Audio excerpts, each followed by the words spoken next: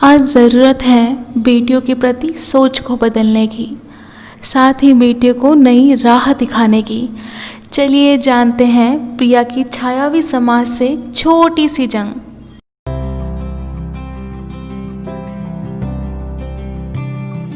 प्रिया एक middle class family से belong करती थी। भाई के साथ बचपन वही सम्मान परवरिश की गलतफहमियों से गुजरा। वक्त बदलने के साथ साथ सपनों को बुनने की अब कोशिश भी बढ़ने लगी। प्रिया अच्छी डांसर थी और वो लोगों तक पहुंचने वाली हर सुर्खियों में शामिल होना चाहती थी। घर का माहौल मम्मी का कामकाजी हर ढंग सिखाने में होता और पापा का समाज के हर उसूल को साथ लेकर चलने में। समय के साथ प्रिया का डांस स्कूल गली मोहल्लों में चर्चाओं में आने लगा और प्रिया को द डांसर क्वीन से पुकारा जाने लगा। एक दिन बहुत बड़ी डांस प्रतियोगिता में प्रिया को डांस करने का अवसर मिला। प्रिया उस दिन बहुत खुश हुई और हो भी क्यों ना, उसके सपने का पहिया जो उसकी तरफ बढ़ने लगा। अब शुरुआत थी आवाज़ की। प्रिया पापा से परमिशन लेने उनके पास गई। पापा पापा, 2 बार आवाज़ लगाने पर हाँ क्या है कहो। वो डांस। इतना कहने पर ही पापा ने कहा बहुत हुआ, लड़की हो तुम, भूलो मत, समाज क्या कहेगा ख्याल है तुम्हें। यहाँ रहना है तो हमारे तौर तरीके को सीखना ही होगा और अगर फिर भी अपने मन की करनी है तो याद रखना इस घर से कोई वास्ता नहीं होगा। यह सुनकर प्रिया बहुत हताश हो चुकी थी। एक तरफ उसका सपना और दूसरी ओर पापा और ये समाज। प्रिया बचपन से सुनती आई ऐसे समाज के बारे में जिसे न जानती थी और न मानती थी। वो भी अब इस समाज से मुलाकात करना चाहती थी। प्रिया ने फैसला किया कि वह प्रतियोगिता में भाग जरूर लेगी। वो घर छोड़ आई और फिर शो को बेहतरीन प्रदर्शन से जीता। जीत जाने पर उसे पुरस्कार के लिए मंच पर बुलाया गया और 2 शब्द कहने को कहा गया।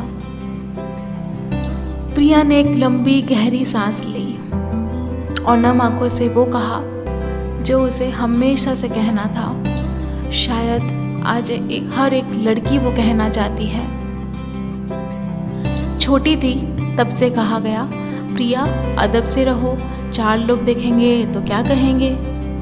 और उन्हीं 4 लोगों को इस भीड़ में आज मिलना चाहती हूँ। पूछना चाहती हूँ, मेरे होने ना होने से जिसे फ़र्क ही ना पड़ता हो, वो मेरी ज़िंदगी के फैसले का हक क्यों लेना चाहते हैं। क्यों चाहते हैं कि उनके कदम जहाँ हो वहीं मेरा सफ़र भी तय हो। क्यों मुझे हर घड़ी एहसास करवाया जाता है कि तुम एक लड़की ही हो, वो लड़की जिसे केवल सपने देखने की इजाज़त है, घर से बाहर निकलकर पूरा करने की नहीं। हाँ, लड़कियों और लड़कों को साथ कंधा मिलाने का हौसला तो दिया समाज ने, पर उस रूढ़िता की सोच को बढ़ावा भी दिया है। अब समझ आया समाज जैसा कुछ है ही नहीं। बदलने की ज़रूरत है तो हमारी सोच। समाज का काम है कहना, क्योंकि हमारी सोच उन्हें कहने का मौका देती आई है। समाज का काम है रोकना, क्योंकि हमारी चुप्पी उन्हें ये अधिकार देती आई है।